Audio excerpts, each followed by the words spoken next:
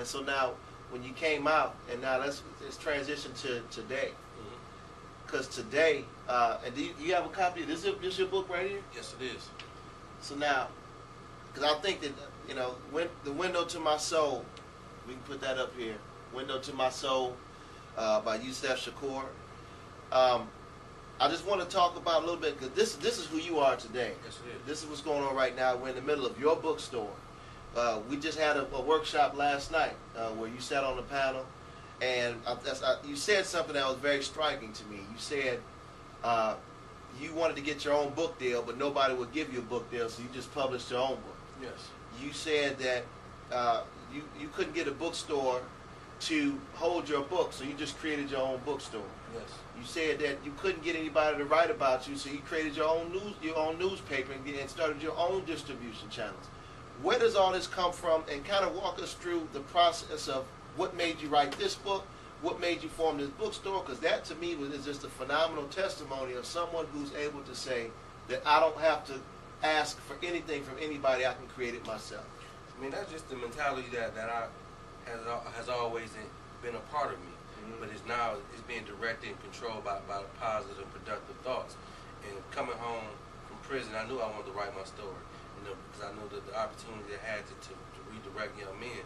And I was just so determined, and still undetermined. Actually, like when you see the cover of it, I had long locks, and at that moment I was like at a standstill, because I'm like trying to figure it out. So one morning I just woke up and cut my hair. And cut my hair was like, I'm gonna cut all these old people out of my life, and the new growth will be new people, new opportunities. And but it starts within me. We all find ourselves at them dark days, like, man, nobody listen to me. Where I'm gonna get this and that, but God listens to you. Right. You gotta dig deep within yourself and find that inner strength. And also, you being that beacon of light to show other people like you can do. And then looking at my experience, I come from a situation where I've had guns literally pulled on me in my face, and I've been able to walk away from that. I walked out and doing 9 years in prison. So my mentality, if I can make it out of that, I can make it out of anything. I just got to continue to believe and continue to take my skill set that God has granted me and make it work for myself. And so So you wrote this book. You got this newsletter out, of your newspaper that you sent it out to over 10,000 subscribers all throughout the community. I mean, what can you say? Because we do a lot of work with the brothers in the prison. And, I'm always motivating individuals who are in prison to do what you're doing right now, because a lot of folks out there, they have to mark that box that says felony, so therefore they don't get that job, so therefore they have to say, but I can't do anything else. There is no other way for me. You found a way. What are some of the things, if you were talking to the brothers right now who are over at Mound Correctional or Ryan Correctional, or where I live at now in Rikers Island, what would you be able to say to those brothers who are in there right now to kind of give them a little more motivation to say that you can do what you're doing right now? I mean, first of all, I'll take it to its bare minimum, which is what I'm doing is reflection of what I was doing in prison. So it's not like you just gonna come home and hit the ground running. You have to take advantage. That was the unique thing about prison. Here's you have time. You have opportunity to rebuild yourself. It was new information that changed me. And out of that new information, it demanded of me to behave like a father for the first time, to behave like a man. I wasn't looking at the world through the eyes of a thug or a gangster. I was looking through the eyes of a man now. And a lot of these guys, they waste 8, 9, 10, some up to 20 years. And then all of a sudden you find yourself back in the community unprepared. That's one thing my father like, man, this is a preparation round. Prepare yourself from this day forward to make yourself better. And you do that through education, you do that through information. And also too, when I go to different events with different people, they see I'm bringing something to the table. Again, I'm not waiting to get my book published. My book is published. As you know, through your experience and through your life journey, there's a lot of people that's waiting to help somebody, but first they want to see, can you help yourself? Right. And like I said, people took me to the water, but they couldn't make me drink it. Right. Now they see I'm drinking. Now they helping replenish my cup. But they seeing a young man that's determined. They seeing a guy that's doing something positive.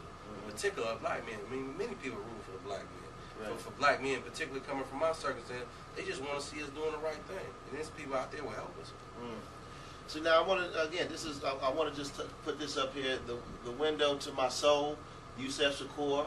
I'm going to put the website and all the information up on it so everybody can see it. I think it's a fabulous book. I think it's definitely a must read.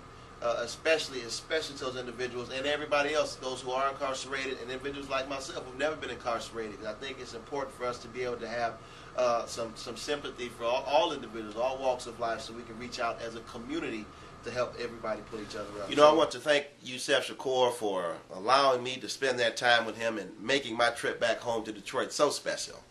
You know, right around the corner from where that interview took place, my grandmother lived for many years, and I spent many days going over there for good Sunday home-cooked meals and spending a lot of time playing with cousins and family, and that's pretty much my neighborhood. So to see that we have soldiers in the street that are taking care of my neighborhood in that way, it really gives me a lot of hope and confidence that the best and brightest days still lie ahead of us. So I want to thank you for that, Yusef Shakur, for help taking care of my hometown. And you know, there's not going to be an entrepreneurship tip of the week. I really wanted to let that interview run a little bit long.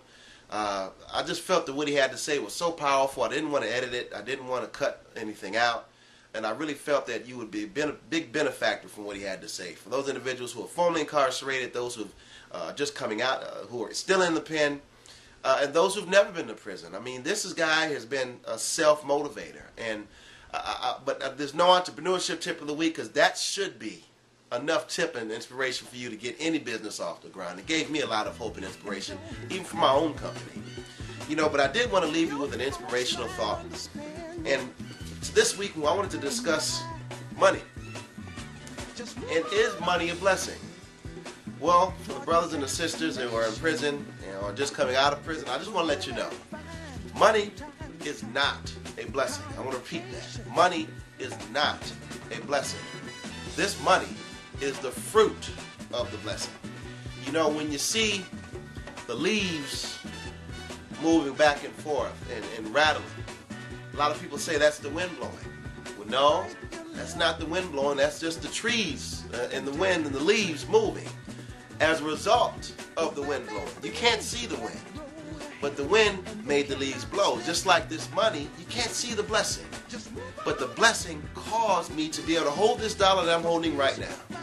And I want you to really just fathom that for a second, because I just want you to understand that the things that are inside of you are the real blessings of life. So even if you don't have a dollar to your name, you know, they give you $40 in a bus ticket and they send you on your way. You know, you might not have a lot of these, but the things that you have inside of you, that spirit, that heart, that will, that drive, the things you can't, just like the wind, you can't see. These are the true blessings of life that will help you create all of these you need. So you might have a minimum wage job and it might not be paying you a whole lot.